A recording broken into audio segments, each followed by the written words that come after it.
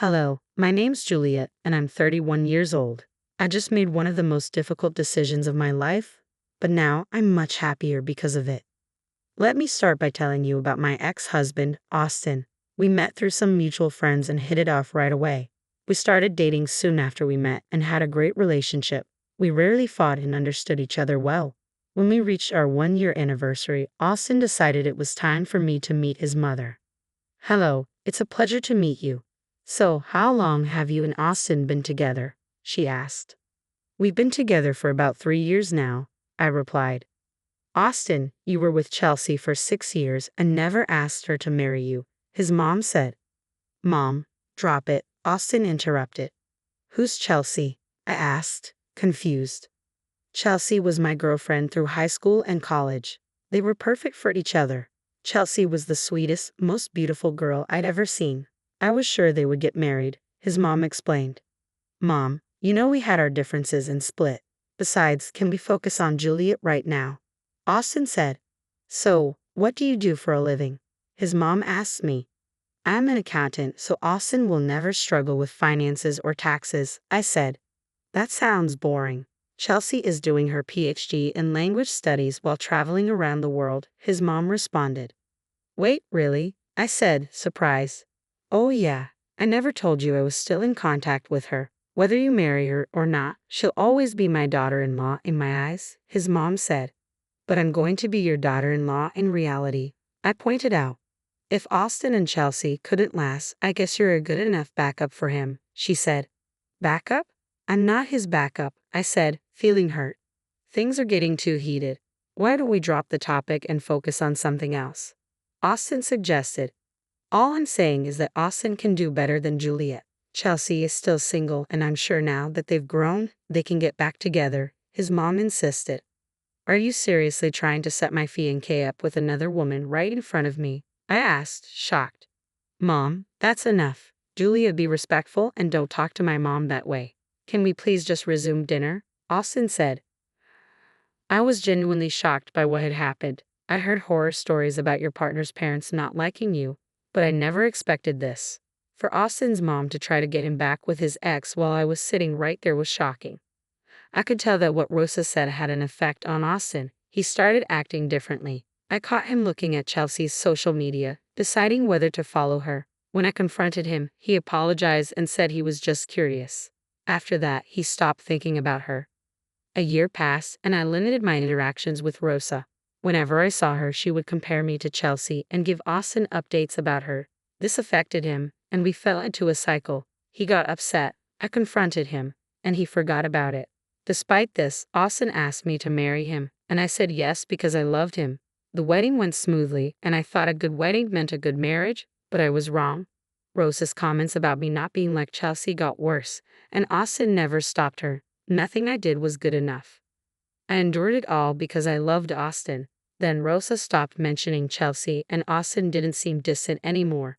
I was glad things were improving until I found some texts between Austin and Chelsea. Austin, we need to talk. Uh-oh, did I do something wrong? I don't know. You tell me. Look at these texts.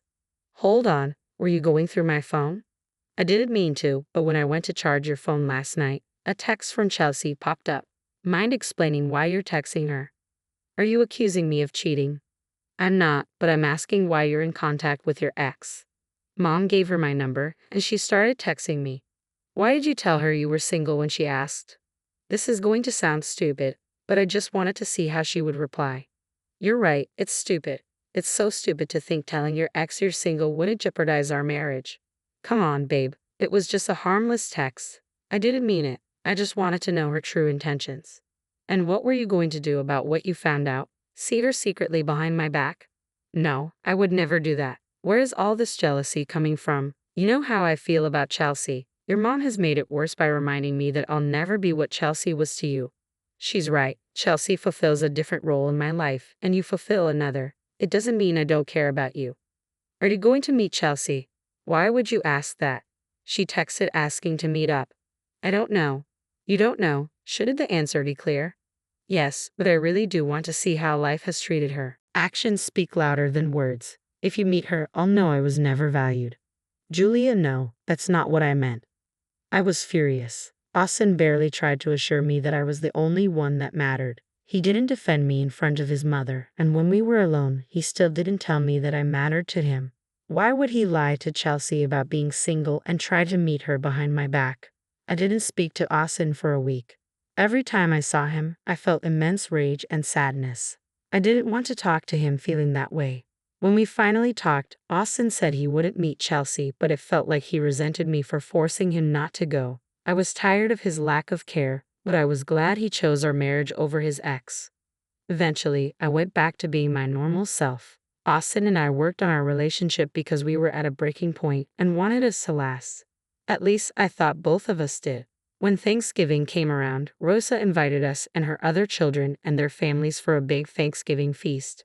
When we arrived, Rosa greeted us at the door. "Hi, Austin." "Hi, Juliet. Happy Thanksgiving." "Hi, Mom. It sure smells nice here." "Hi, Rosa. Happy Thanksgiving. If you don't mind me asking, why is Chelsea, Austin's ex, here?"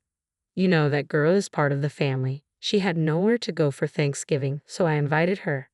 "Oh, that's nice. I can't wait to catch up with her." "You're going to have a blast learning about her life. So much has happened since you broke up." "Rosa, you know I don't like Chelsea. She tried to ruin my relationship with Austin. Why would you invite her?" "First of all, this is my house and I can invite whoever I want. Secondly, stop being a big baby about it. She and Austin aren't getting back together anytime soon." "Babe, I love that you're a little jealous, but I'm sure Chelsea has changed. I mean, look at her. She looks like a whole new person.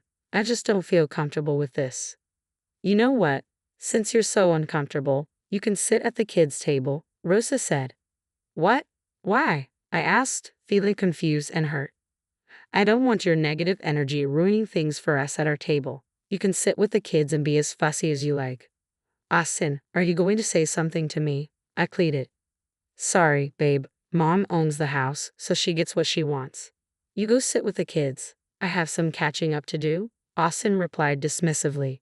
"Oh, and Juliet, if you throw even a single tantrum right now, I will have you thrown out of the house and never invited over again." "Got it. Why are you doing this? You know these things hurt me, and you still do them." "Do you enjoy seeing me uncomfortable?" I asked, my voice breaking. "Is that a tear I see?" "Just go sit at your table," Rosa said coldly. I was humiliated. I couldn't believe I was being treated like a child. What had I done to deserve this kind of treatment? Austin didn't even care. He was too engrossed with Chelsea to notice how hurt I looked. Rosa smirked at me as she ushered Austin away to the adults' table. I felt tears pricking my eyes, but I refused to cry. I wasn't going to give Rosa the satisfaction of knowing she had an impact on me. So I picked up my pride and went to sit at the kids' table. Thankfully, the kids were lovely. Most of them were between 11 to 14, so I could actually hold conversations with them. However, every time I looked over at the adults' table, I saw Austin and Chelsea getting along a little too well. Chelsea constantly had her hand on Austin, and she laughed at everything he said. Austin looked like he was having the time of his life. I felt like my skin was crawling. How could Austin behave that way when he knew his wife was seated just a few feet away?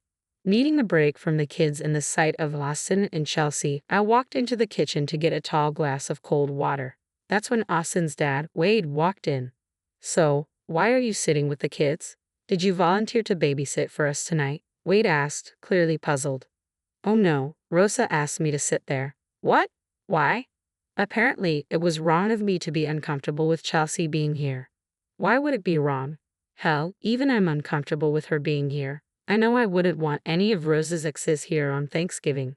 "Tell me about it. It just hurts to see Austin not even care about it. He's so caught up with catching up with her that he doesn't even notice how hurt I am." "Yeah, I completely agree. This isn't how I raise my son. Do you want to say something?" "I would, but Rosa threatened to kick me out, so I don't want to cause a scene." "What? Why would she kick you out?" "I guess I'm used to it." "Why in the world are you used to it?" "Rosa has never really liked me." "What? No, that's nonsense. She loves you." "I can assure you she does not. She's made it clear on several occasions that I will never compare to Chelsea. I watched their relationship, and let me tell you, you're a million times better than her." "Thanks, Wade. How come I've never heard all this before?" "You're almost always working, and Rosa threatens me to keep my mouth shut." "Yeah, that tracks." How come Austin hasn't said anything? Austin can never seem to disrespect his mother. He tells me to just go with the flow to avoid any conflict. Why would you avoid conflict when you're the one that's constantly getting hurt? I wish I could tell you, Wade. You know what? I'm going to deal with this. I'm not going to let you suffer like this. No, I don't think you should. It'll only make things worse for me. I highly doubt that. Listen, I know I'm only your father-in-law, but I think you should reconsider things with Austin. You deserve a man who will always stand up for you, not someone who puts you down just to avoid conflict. I know. I just can't begin to imagine starting over again. Anything's better than you being treated like a doormat. You're right. I'll think about it. Good. Now, let me take care of things here. Deep down, I knew Wade was right. How long could I survive always being second to Austin? If he didn't make me feel that way, then Rosa certainly did. She never failed to tell me how I could never measure up to Chelsea. And whenever she did, Austin never stood up for me or reassured me that there was nothing to worry about. After my conversation with Wade, I got lost in my thoughts. I went back to the kids' table and sat there, thinking about what it would be like to start over. The process of divorce seemed scary, but getting one I felt like a failure. I couldn't even make my marriage last. I knew it wasn't my fault, but the feeling still lingered. I was pulled out of my thoughts when Wade declared he had an announcement to make. I didn't know what he was going to say, and I was not prepared for it. Wade stood up and began thanking everyone present. He then expressed his wish for the family to be more open and welcoming. He said he felt ashamed of how I was being treated by Rosa and Austin. Both Rosa and Austin turned red in the face. Wade went on to talk about how Rosa couldn't let go of Austin's previous relationship, making my life miserable. He also criticized Austin for not standing up to his mother and enabling her behavior. Wade told everyone he was embarrassed by Rosa's actions and announced he was going to divorce her. Everyone gasped. I was shocked that Wade would do something like that because of me. Rosa did not take it well. She began yelling at him, asking how he could say something so horrific on a day that was supposed to be happy. When she realized Wade was serious, she began to cry and beg him to take her back. Wade looked at her with disgust and said he didn't want to be with someone so cruel. He then revealed that Rosa had been secretly meeting her ex-boyfriend for the past year. He had suspected them but was always told they were just co-workers and old school friends. One day, Wade came home early and caught them in bed. He never confronted her, but he took pictures as proof and left the house. Rosa looked pale and her sobbing intensified. Wade told her she was projecting her actions onto Austin, which was not okay. Rosa kept begging, but Wade just put his drink down, took his coat, and left the house. The entire room was silent. Everyone was still reeling from the shock. The rest of the dinner did not go well. Rosa was too embarrassed to stay, and slowly everyone left. Austin told me he was going to stay the night with his mother because he didn't know if she would do something to herself.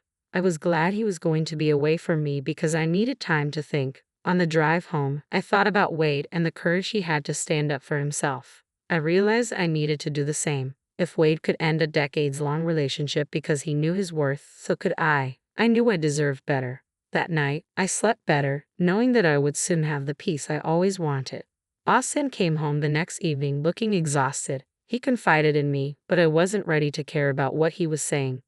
"Oh, I can't believe my parents are getting a divorce right now," he said. "Yeah, can you believe the things Dad revealed?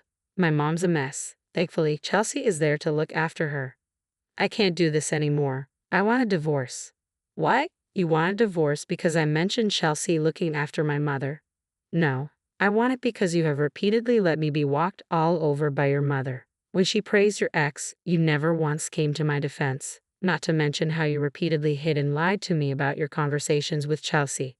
You know I can't go against my mother. That's the one thing that will never change. And as for my conversations with Chelsea, they were all harmless. Nothing explicit. Standing up for your wife when she's being ridiculed is not going against your mother, Austin. I don't care that those texts were clean. What matters is that you kept up the conversation with her even after I told you it made me uncomfortable. Well, I'll change. I promise. I'll be a better husband, I'll stand up for you, and I'll cut all contact with Chelsea. Just please don't leave me," Austin pleaded. "I'm afraid I don't want to make any reparations to us. I want out. I've dealt with this for too long. I have this deep-seated resentment towards you that I don't think will ever go away. How could you just throw away a 6-year relationship like this? Don't I mean anything to you? You did until you showed me that I meant nothing as long as Chelsea was there. If I truly meant something, you would have stood up for me yesterday instead of letting me sit at the kids' table. Do you know how humiliating that was? I'm sorry, okay? I got a little carried away with the idea of catching up with Chelsea. That wouldn't have happened if you just let me meet her before, Austin tried to explain. Are you seriously blaming your crappy actions and decisions on me? I told you that you were free to meet her. The only thing is that you'd have to face the consequences of your actions, and that would be a broken marriage. Whatever, I'll change. Just don't leave me. I've already started the filing process. I'll move out by the end of the month. Please don't bother me until then. Oh please, where will you even go? Your dad offered to let me stay with him. Wait, what? Since when were you and my dad so close? Since he was the only one to treat me right and tell me I deserve better than you. Now I'm leaving. Goodbye, Austin. Nothing felt as liberating as putting Austin in his place. It hurt to do it, but I knew it was the best thing for me. Seeing him look hurt and upset gave me a sense of vindication. I spent years tormented by his mother, his ex, and he never stood up for me. Finally, he got a taste of his own medicine. It hurt that he valued his ex over me, and in the end, he would probably go back to her. But I knew firsthand what kind of man Austin was, and all I could say to Chelsea was, all the best. He's your problem now. I moved out of our house that weekend and into Wade's. We spent a lot of time grieving the loss of our relationships. I felt bad that I was the reason his relationship ended, but he assured me that I only helped him see the truth about his wife. We slowly started to get better, but it took many long conversations, ice cream, and crappy movies. My life has slowly begun to improve.